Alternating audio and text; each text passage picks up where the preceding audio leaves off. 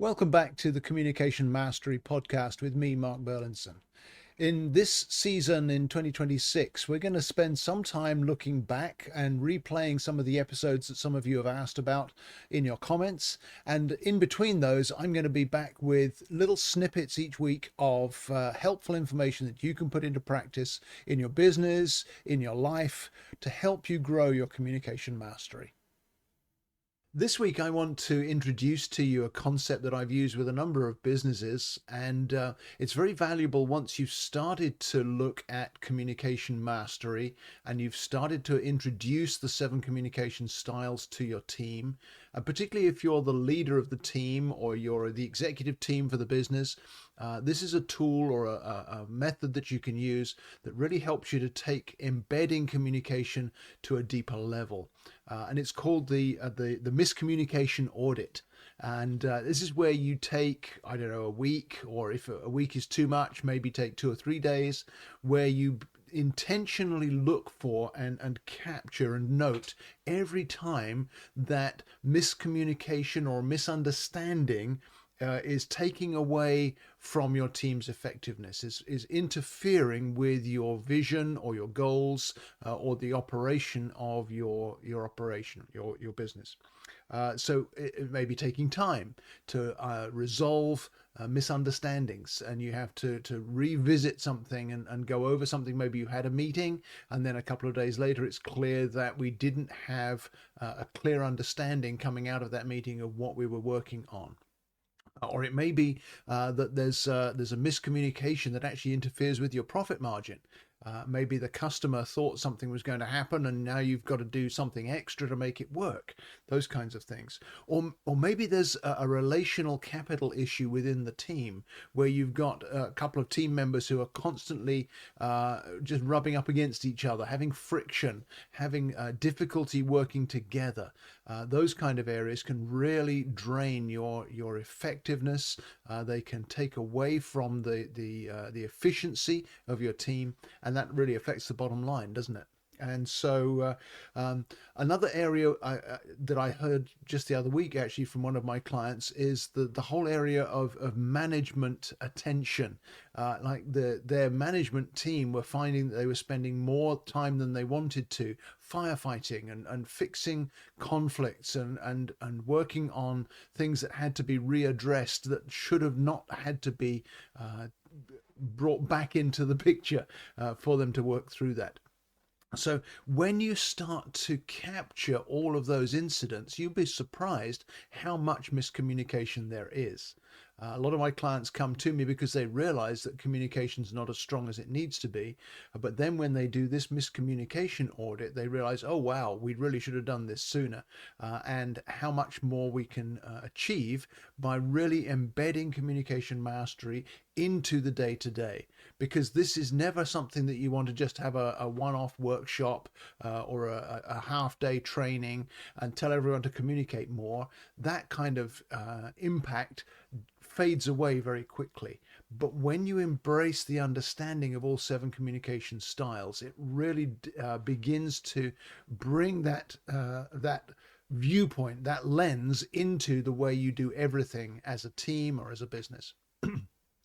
So once you've started to list some of these areas, and you've got maybe a long list of different areas where miscommunication has been hindering what you're aiming for, then what you want to do is to begin to take that list and maybe divide it into categories. Some of the things I mentioned just now, is this just something that's taking time, where we're having to revisit things because we didn't make sure we'd communicated clearly in the first place? Or is it affecting the financials because we're having to add in extra work or rework? Or is it something where we've misunderstood the customer's requirements and therefore we haven't been getting good reviews? Those kinds of things. So putting it into categories, and it'll be different according to the business, but beginning to list some of those misunderstandings and those miscommunications in their specific categories helps you then to begin to work on what's needed to address those areas and to address those issues. Because once you've started to list the categories, you can start to do things like identifying which team members need more help. That's often an area that can make a great deal of difference to the effectiveness of your team. Because if you've got one or two team members who just need some more skill in communication, because miscommunication isn't a character issue typically, it's not a personality problem, it's actually just a lack of skill. And so we can train people. It's an issue you can fix once you identify it, but you need to be able to see who in our team needs more help to excel in communication rather than simply getting by.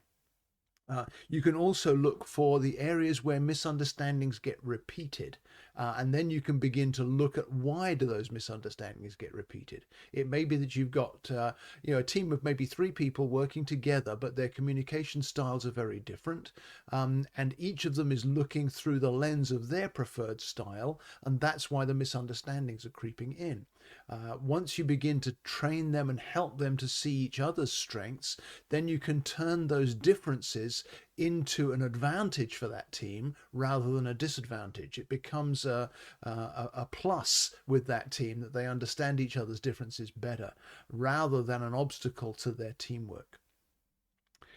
You can also adjust the mechanisms of how your business operates. It may be that you're used to having some kind of stand-up meeting for everyone, but that doesn't suit the more thoughtful people. They would rather have a one-pager bullet point summary that they can then reflect on and then have the opportunity to respond, those kinds of things. You can tweak how you do things to take account of who is in the picture and also what the goals of that particular mechanism is. So that you get more effective communication in every step of the way. This is what I call embedding communication into the company culture rather than simply addressing individual issues on a sort of whack-a-mole basis. Once we can embed communication awareness into every facet of your business, then you're really going to begin to see the fruit of investing in communication to make things work more smoothly, to bring out the best of all of your team, and not to have anybody overlooked or anybody overstretched. It'll be the way that departments interact will be affected by how they communicate and how you structure that communication. The way you build teams. I remember one business owner was talking to me just a few months ago, and he said these understandings of different communication styles, and particularly having the individual profiles of my team, helps me to ensure that I've got the right people in the right places doing the right things, rather than expecting someone to try to stretch to do something that I needed done, but they're not the best person to do it. And so it's given him great flexibility in the way he assigns his team. So the way we structure teams can really benefit from embedding communication awareness into those kinds of management decisions. It also has a big bearing on if you're in a sales, business to customer kind of situation. Your salespeople will really benefit from being able to adapt to the different communication styles of your potential customers or clients. Again, I'm thinking of one particular guy. This was, I think, a home services company, but he said that right away after the workshop that we did, where we looked at the different intelligence categories of the communication styles, he could tell that one of these customers that he was on the phone with the very next day, they needed much more detail. That was one of the things that he'd taken away. And so rather than doing his normal pitch and following his sort of standard script that he'd grown into over months, years of working with that company, he switched and he gave a lot more detail and he closed a sale that he felt he would have lost otherwise. Those kind of adaptability skills only come when you're really embedding the awareness of all 7 styles into the culture of your team. Another area that can really benefit from embedding this is the way that managers lead their staff, because you can't do a one-size-fits-all if you've got a team of more than one. Each person is different, and the way the person needs communication, needs information, will vary. And so if you can make those kinds of connections If you've got a big team, you need to take all 7 communication styles into account in the way that you embed that into communication. You want to start with feelings and engage the folks who are feelings first, rather than simply jumping to the task in hand, or the challenge that needs to be fixed, or the strategy that we're going to operate. You can include all of those things, but only once you've engaged the emotive side as well. Otherwise, you've lost a great chunk of your team before you've even started. And of course, that is going to lead to miscommunication down the line. So Miscommunication Audit is a very valuable tool, because once you start to list out where the miscommunications are happening, once you begin to capture this is a communication issue, then you can apply your understanding to what do we do to fix it and where do we go from here. So I suppose the bottom line to finish up for today's episode would be this: communication mastery is a team sport, and you've got to understand all the players on the team and know how to bring out the best in each of them in order for the team to be a winning team. And so we can all grow our skills. Miscommunication is not generally an issue of ill will, or an issue of a bad personality.